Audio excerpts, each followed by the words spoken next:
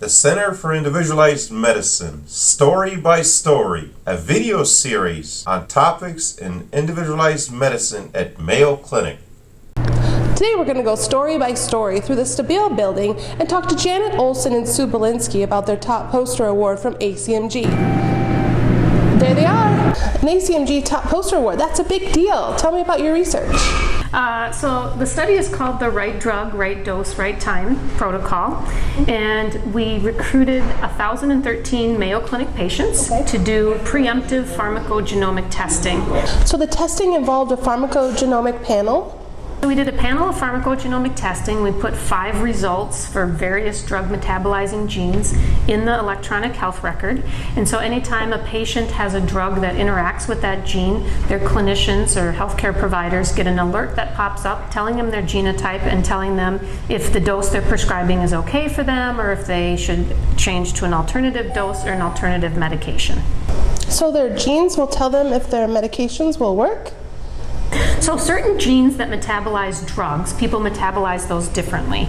And so depending on what drug they're given, they may metabolize that very slowly or very quickly or not well at all. So that means that certain people should have a lower dose, certain people should have a higher dose, and some people may not want to take a certain type of medication. So tell me about your study and the follow-up.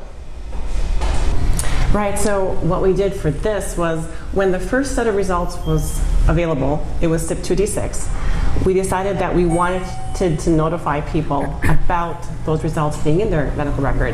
So we actually sent them an additional letter. We had a letter and we had a brochure and we had a pamphlet that described CYP2D6 and what it did.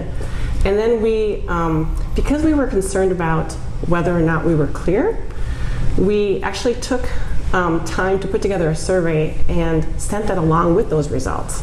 So not only did they get all that information, they also got this survey that then asked them to tell us, what did you understand, what worked, what didn't work.